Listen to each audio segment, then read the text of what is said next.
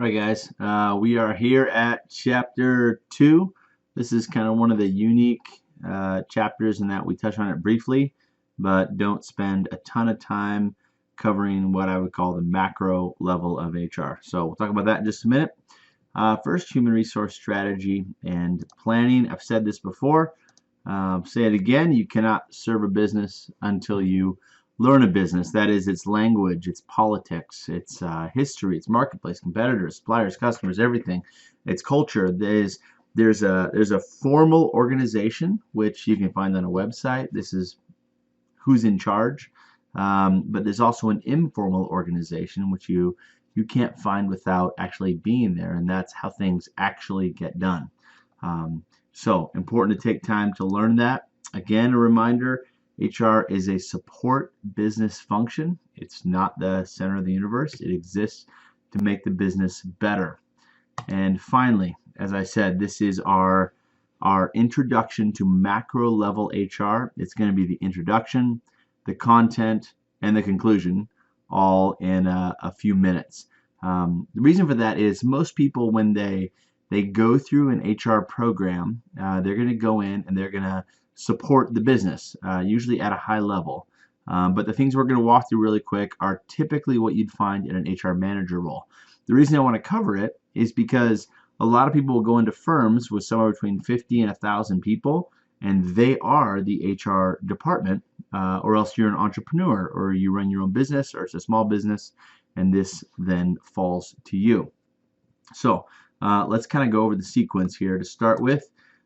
Strategy and strategic planning. Strategy, you can see the definition here, a plan that an organization follows for how to compete successfully, how to survive, and how to grow. So basically, this is what gives everybody a paycheck. We're going to follow this strategy, and it's gonna make money. Even if it's a not-for-profit, it's going to make money because you still have to pay bills. Strategic planning is the process by which that strategy is derived.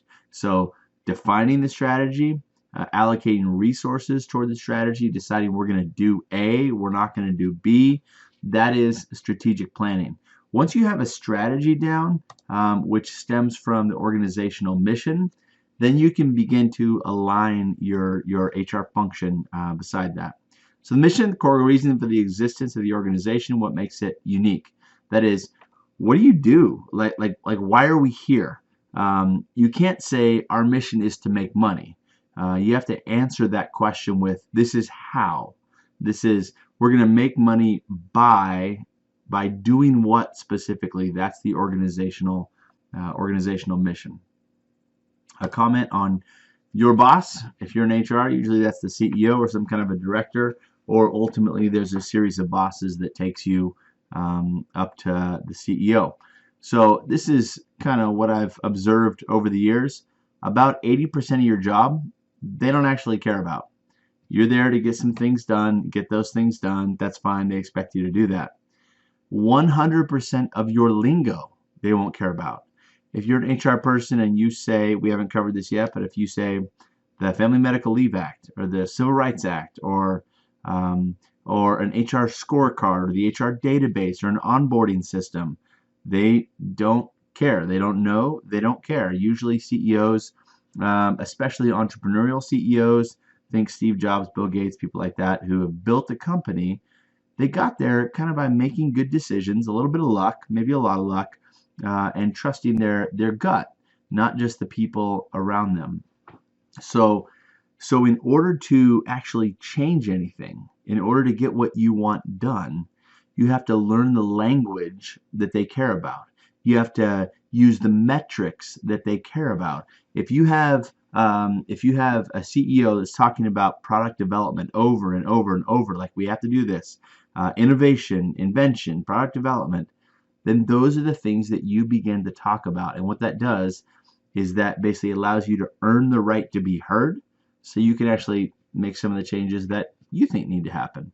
I've seen it multiple times. Someone goes into a company, they say, oh, you guys are doing this all wrong. Here's what you need to do. 2 weeks later, that person is found in the unemployment line. The reason is they didn't take the time to earn the right to be heard. I think of it like any relationship. Let's say, like I have my wife, Christy, who I love. I honor her. She honors me. And And if I see something that I would like to be different, we don't go out to dinner and say, okay, here's the deal, Christy, from now on, you should do this. No, that's not a successful change strategy. So you sit down and you say, how did we get here? What are the things that you care about? Give me the history, give me the decision making kind of along the way. Um, then you act in such a way that shows it's all about earning the right to be heard, that shows you care about the things that, in this case, your boss or your CEO cares about. And then once that credibility is established, then you have a little bit more free reign. So I see this a lot with people who, and you can see the problem clearly. It's not an intelligence issue. Like, you see the problem clearly, but it's about execution. It's about earning credibility. So having said that, let's walk through some things here. Human resource planning. This is really your bread and butter in HR. The definition analyzes, identifies the need for, the availability of people so the organization can meet its strategic objectives. So that is back to the strategy. In sum, goes like this: right number of people, right capabilities, right time, right places. If you fail here, you will be replaced and should be. If you win here, you'll stay and you'll grow. This is, in many ways, the bread and butter of HR. It's not about the latest union contract. It's not about the latest grievance, the latest L&I case. It's about, do you have the right type of people in the right jobs, right place, right time? If you can do that, that's your bread and butter. You win. So how do we go about figuring this out as HR people? If you recall, on chapter 1, we took a look at that big, huge graph that looked at kind of the external context, the 7 different domains of HR, and HR activities there in the middle. This is kind of where that starts. We take a look at an environmental scan, a SWOT analysis. S and W, strength and weakness, those are internal to the company. That is, what do we do here that's really good? Like, what are we good at? And weaknesses, what are we not so good at? So how can we use those strengths to capitalize on opportunities, which is the external environment? And how do we limit our weaknesses so that we're not exposed by threats? So you have the top 2 are kind of the internal assessment, and the bottom 2 are kind of the external assessment. Standard protocol for a SWOT analysis. When you have that, you can actually begin what I would call the HR planning process. Part of that is succession planning. So the process of identifying a plan of the orderly replacement of key, important adjective there, of key employees. So if your CEO at your firm falls off a cliff and you don't have a plan for that person, or your director of finance, or your engineering lead, or whatever it is, and you say, well, gosh, I don't know what to do now, I suppose we should advertise, that's not going to go well. A succession plan is your resilience capacity. That is, if you lose any person at any point, a key player on your team, do you have a plan to replace them? So this is not everybody. You don't have to have a succession plan for everybody in the company, but people who are, back to the term we used earlier, like a core competency, or kind of the apex of your human capital. People come and go in organizations. Do you have a plan for everybody to leave? And what does that look like? So that's succession planning. Part of succession planning will depend on your forecast. That is, do you think that your employees, your turnover rate is going to go up? Do you believe that you're going to need less people? You're going to need more people? That all has to do with forecasting, both the internal and the external supply of employees. So let's look at some examples of an external supply of employees. Who's moving to where your company operates, and who's going to leave? So a great example of this is airline pilots right now. I think the average age is, it's like 60 or late 50s, something like that. So they're getting pretty darn close to retirement age. So right now airlines are freaking out, saying, look, the external supply of employees needs to match needs to match what we need with retirees.